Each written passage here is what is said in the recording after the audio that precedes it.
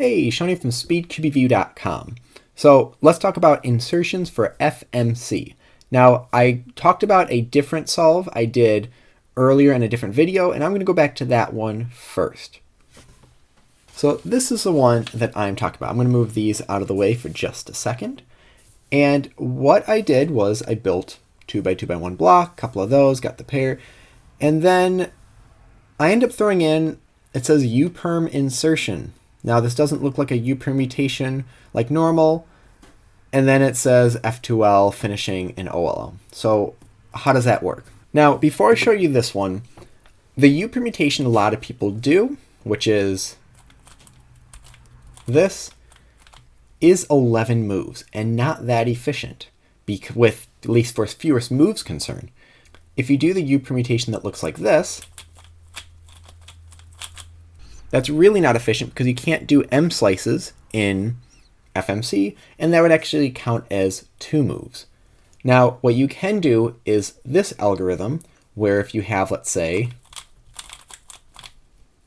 this pattern, you can do F2, U prime, and now it might look like this, but like I said, you can't do M moves. But using them as R and L moves actually is more efficient than the 11 move U perm that most people do.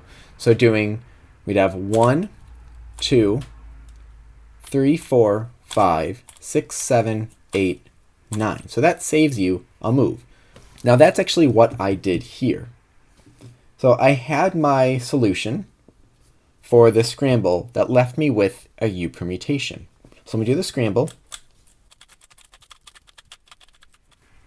And now, the solution I had, we've got the B, R prime, B prime, L, F prime, L prime, D, F prime, U2, D2, B2, L, B prime, L prime.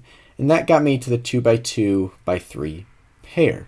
Now from there, I did a D prime, which you don't see in here, and I'll explain why, and then R, D, B2, U prime, B prime U, B2, U prime, B, U, which should finish my F2L, and then I just had an OLL, which was L, B, U, B prime, U prime, L prime. And that left me with the U permutation. Now from here, you can do the regular U permutation like I showed, and it would add about 9 moves. But here is what you can do. So this is where stickers come into play. Now what I'm going to do is sticker the 3 pieces. And you can use stickers for FMC. They're used to help track the pieces. Then I'm going to use a darker pen to mark where each piece needs to go. So this piece is 1. Oh, maybe that's not the best marker. So the letters kept rubbing off, so I redrew them right now. So we've got our spots where the U permutation was. So that piece needed to go here, like that. So what we're going to do is scramble the cube up and see if there's a place we can insert that U permutation where we might have to cut out some moves. Like for example, remember how we had to start with an F2 and then move this into place, and it was basically like a roux slice, M prime U2 M kind of thing, although doing right and left moves. If we can set it up where they're already in that position, we can save a few moves. So let's scramble this up. So we've got B, R prime, B prime, prime, F. And that matches, we are good to go. Now already they look like they might be set up, but it's not quite in the right orientation. So we're just going to continue solving this. B, R prime, B prime. And as we're solving it, we're going to keep looking at the pieces and see where we might be able to insert that spot. Once I got to here, I had 1, 2, 3. That is exactly what we want to see. So now I need to get 3 to that spot. So I can do R2, and then I can't do M slices, so we threw in a U prime, D, and then that's a B2. And then normally it'd be U, and then D prime.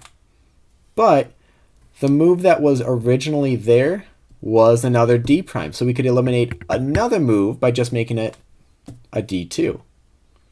And so we threw in this U permutation with combining the final D prime with a D prime that was already in there, and not having to do the couple setup moves you normally would for the U permutation.